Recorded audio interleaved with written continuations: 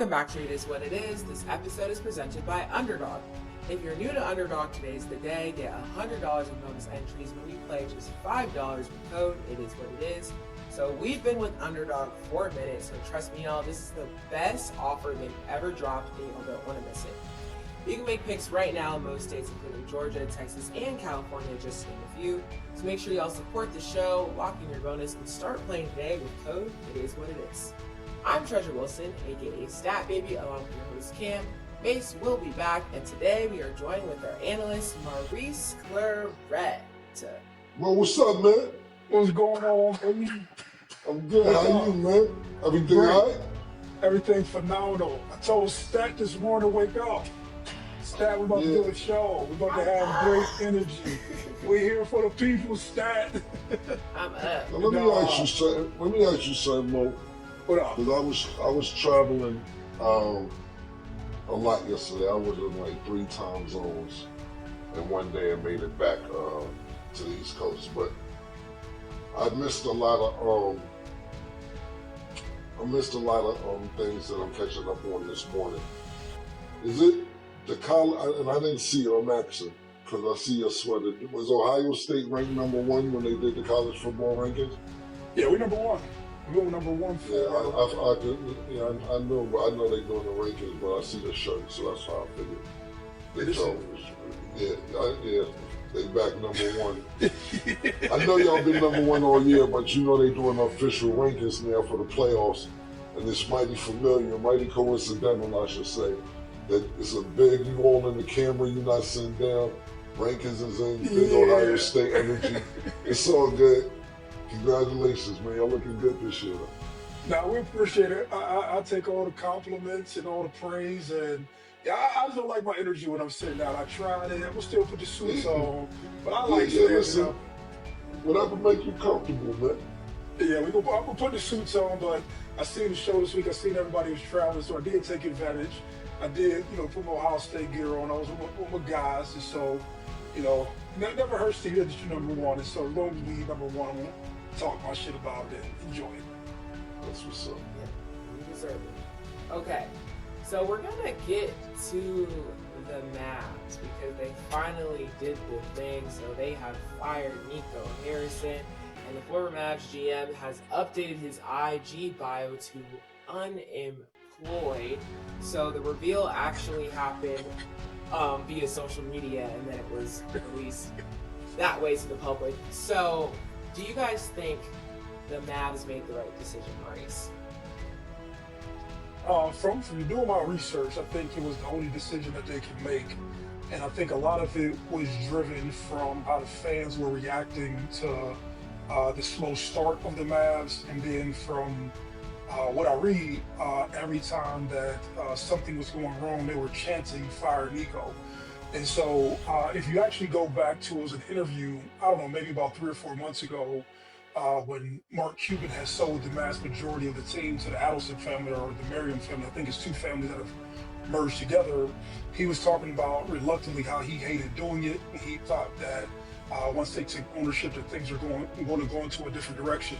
And even the getting rid of Luka, which I think caused all this stuff, was more so like a vengeful tack from the family and a middle finger to the city of Dallas because they're a casino family. They're cooperating with the other, I think the parent company is called the Sands Company, and they have a bunch of casinos over in Vegas. And they thought that this was like some big boy power move to say fuck you to the city of Dallas because they zoned, or they thought they were getting a team in an arena and a casino in Dallas, and the city of Dallas zoned them, but the state of Texas won't allow them to do the casinos that they do in Vegas over there in Dallas. And so this was looked at as sort of like a vengeful tactic. So I know it was everywhere with my explanation, but Nico in his whole picture to me is just like the fall guy. And I think he got kicked out of the building because the fans' reception. They needed to blame somebody. They basically blamed Nico for the things that went wrong. But there's no way in hell that you as the GM was about to fire or get rid of Luka on your own discretion. That came from the top up. That's just my opinion on it. Yeah, man, you was definitely wasn't all over the place. You was accurate. Ownership, Mark Cuban sold majority of the team. If Mark Cuban was on their team, this trade with Luka never happens. It just doesn't happen. The owners wanted to move the Mavericks to Vegas. The NBA wouldn't allow it. Owners started acting like babies, kicking, throwing a tantrum and saying, oh yeah, fuck that, we're getting rid of Luka. This is billionaire games niggas is playing, you know what I'm saying? And they put Nico at the front line of this shit. Now don't get it fucked up, Nico had a hand in it as well, but this is majority blamed on ownership. Think about this if you're a Dallas Mavericks fan, and I know it's in hindsight now, but before we even get to Luka, right, and this dude wouldn't have had the same career in Dallas because you're playing behind Luka, but you look at the success of Jalen Brunson.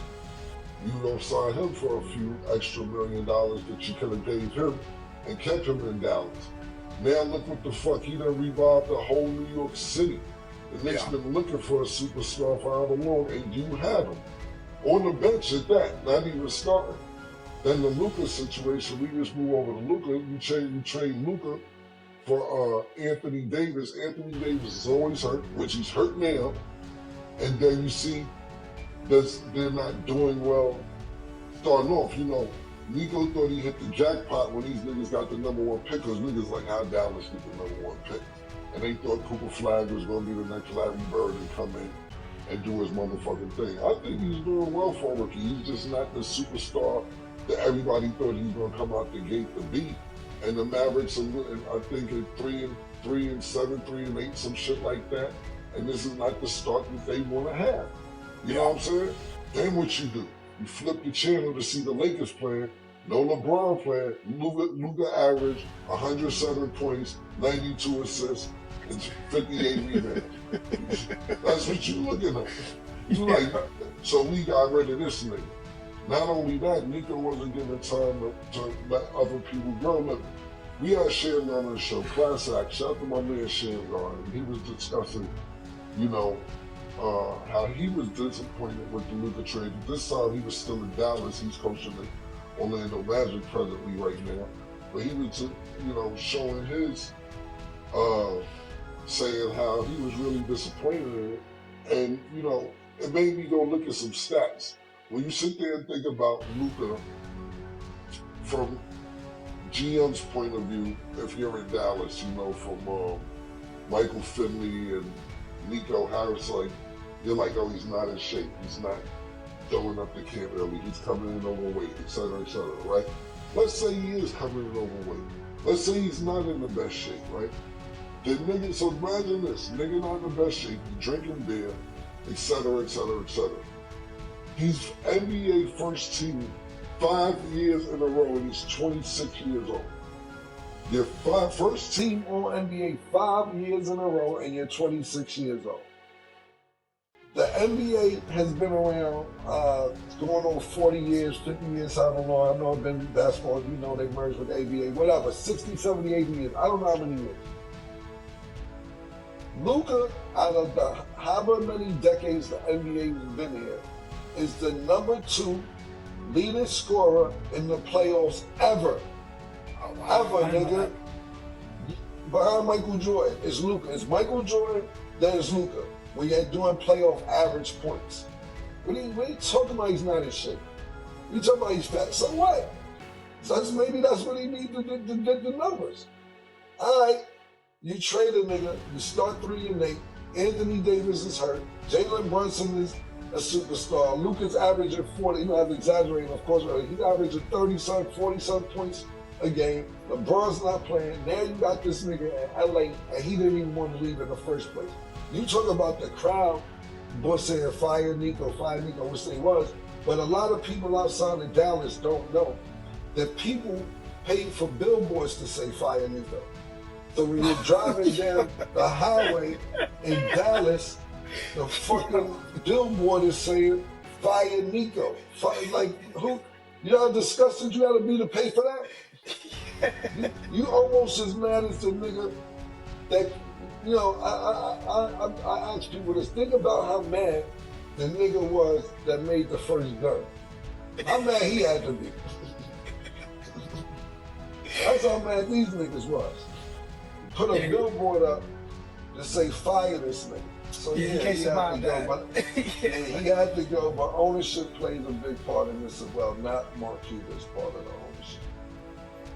Great takes, and they did essentially give the people what they wanted. And then Cam, you made a lot of great points too that I want to continue to touch on. So let's start with Luka first, because I know usually when like a big trade or something like that happens, I'm just gonna say, oh, we'll trust the process. Things can happen in between, and we're kind of seeing how that process is going. But now that that trade has happened, do you think for the Mavs there is any upside in them trading Luka? You asking me if it's any upside Yeah. to trade in Luka? Yes. What are you talking about, yo? You tell me stat, matter of fact, give me some of the upside you think it was to train a 25-year-old 5-team first All-NBA that leads the NBA in scoring. Second ever. Give me something optimistic to say. I'm gonna ask you. I am an optimistic person. I mean, for him being the franchise player, I'm like, in Luka's case, I just think Mavs versus Lakers, for him to be that person for the Lakers is a good upside for Luka. Oh, upside for Luka? Like, however you want to take it, just do you think there was any upside? You understand? You can finish your shit. Yeah, I'll go after you. that's I even cut you off. That's what I would say from that. And then also just the state of the team right now. There is just a lot of uncertainty. It would have been dope to see him play with Cooper Flag, but like I said, I think people have been looking at other players like BJ Edgecombe, and then with AD being hurt, I'm like, maybe in hindsight, I still don't think it should have happened at all, but in hindsight, I'm like, at least Luka can kind of thrive more with the Lakers, especially with LeBron having that injury and stuff. He's kind of been able to make, I think, a little bit more strides with, I would say, a healthier team right now than the Mavs. That's the upside that I would take from it. If we're going to look for any optimism. If you're looking for optimism and upside for Luka, absolutely. Like, don't get me wrong, Dallas is a great city, especially in sports town. You got the Cowboys there, you got great ownership there, you know. Other people look at Jerry Jones and that. I think Mark Cuban did a great job. The hockey team is really good there. They are a great sports city. And they did, but LA is LA. You know what I'm saying? So if you're looking at marketing and potential opportunities outside of basketball, yeah, it's great money maker for Luka. But Luka didn't want to leave Dallas. And not only did Luka want to leave Dallas, think about this. They get rid of this nigga right before he's supposed to get the max. So y'all fucked his money up too. On top of that. That nigga's about to get the max and you trade him right before he get the max. So even LA, he can't get the money that he's about to get. Now maybe marketing wise, he can go make some other moves. But you gotta think about this, right? And I don't know if LA will change his mind or not. A lot of these players overseas, man, go back home. So it isn't like, don't get me wrong, you know, we've seen people make LA their home. We've seen Kobe Bryant make LA his home. We've seen Magic Johnson make LA his home. We've seen Shaq to a certain degree make LA his home. But those are all Americans. I mean, these niggas want to go home after the season is over. Don't want to go race horses and shit, man. They want to go back to Canada. Greek Freak want to go back to Greece. These niggas want to go home. They only got a few months to be home, a couple months, depending on how far you're in the playoffs. They want to go home. So Luka never wanted to leave Dallas now. Maybe, like I said, look for optimism, opportunities in LA are endless. You know, it's a great opportunity. But as far as a basketball standpoint, he didn't want to leave. And don't get me wrong, Luka, if anybody's built for pressure, Luka is built for it. But it's not an easy task to go play for the Lakers because of the responsibility it is to play for the Lakers. He didn't ask for that, but he'll take the task on. It's no big deal, but my nigga, maybe sometime nigga don't want to play for the historic franchise.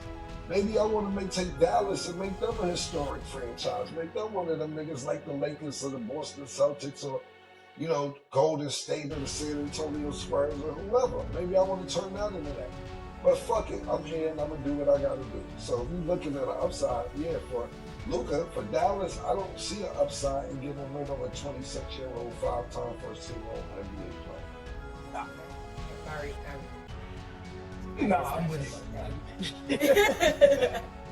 Yeah, I like to just see both sides. You never know. Some people say it could be a blessing in disguise. There's that there, so I'm just curious. Okay, so let's get to the game. So the Mavs unfortunately lost to the Bucks 116 to 114. The Mavs now have a 3-8 record. So Maurice, how did you feel about that game? And then of course Cam spoke on it a little bit, but how do you feel about the state of the Mavs before we move to this next game? The state of the Mavs is a developmental process. I think, like, you know, just to piggyback on what he was talking about, I think that they thought Cooper Flag would start faster. I'm pretty sure that somebody wished that AD was healthier. They wished that Kyrie was back. Like, they wish that all these things were in place, but they're not. And so they're on a slower track to developing their team. So you have to go through all your growing pains. And I'm pretty sure that hurts watching Luka have success now when you felt like he should be having success with your team right now. So that's pretty much it, you know, and it's a shitty situation. And from an ownership standpoint, you don't want to lose your fan base in the midst of all this. So you had to make some move to make it seem like we're listening to you and we were going to put a product on the court that's worth looking at, or doing something that's worth looking at. And that's my take on it. What's the call about? Like, why Yeah, they lost? What you saying? Well, no. How did you feel about the Bucks win, and then just obviously we know the Mavs record now is 3-8. So the state of the Mavs, and then just them losing to the Bucks in that game. So also the Bucks side as well. I mean, whatever. The Bucks, look, it's early in the season. It's, you know, 10% of the season going. I don't start making rash decisions till about 20 games in and start seeing what's going on. But look, the Bucks should fucking win. You got fucking Giannis over there. You got fucking Miles Turner, nigga. Okay? They should win. They got the whole Antetokounmpo family in that motherfucker. They could get some fucking wins over there. I mean, whatever. I'm not taking a big look at this game and saying what I think about it, in my opinion. Like, I don't really care about this game. But overall, this situation is Mavs. Look, when Cooper, let's just get to it. Cooper Flag, because when he practiced with Team USA when they were going to the Olympics last summer, he looked really great in their practices. So everybody like, yo, Cooper Flag. You know, the NBA players was praising him, coaches was praising him, all this. Then he goes to Duke. He has a great year at Duke last year. Then the Mavs get the #1 pick after getting rid of Luka. So everybody think a miracle in Dallas is about to happen. Oh shit, we got the next Larry Bird. We got the nigga who was killing the NBA players in Olympic practice. Yo, we got the Duke All-American. Not just that. And, you know, I'm not being funny. I said this on several occasions. It's different when you have a white boy and an All-American white boy. Like, Luka's white. The Joker's white. You know, it's several great white players in the NBA. But is it a great white American player in the NBA? What do you, I don't know if you consider great. I like Austin Reeves. He ain't no motherfucking Larry Bird. Josh Giddey cool. He alright. He ain't no Larry Bird. You know, niggas been looking for Larry Bird since 90s. Oh, Giddey? Yeah. Oh, well, my bad. I'm glad you corrected me. He looked like he American. But You do. more the, yeah, whatever. More the point, thanks for letting me know that. But the point being is, ain't no homegrown American nigga that's white, babe. And niggas want that. As much as you love Luka, as much as you love the Joker, as much as you love Austin Reeves, I'm counting Austin Reeves, all these white players from overseas, you want an American white player, and we just haven't had that. Like Larry Bird is considered black. So anyway, I hate to be long winded about that situation, but no, the upside, you asked me last segment, is it an upside on this whole shit? Upside for Dallas is not the trade. The upside, the only thing you got right now is you Dallas right this right second is like, I hope Kyrie hurry up and come back. I'm just nigga making back soon, man. But this shit looking crazy. Man. You know, I love Jason Kidd.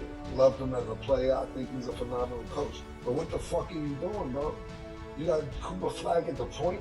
You gonna start his point guard career in the NBA in his rookie season? What are you doing? Why do you have Cooper Flag playing the point guard when she's never played the point guard, and now you say we're gonna try it out this rookie season while Kyrie is out?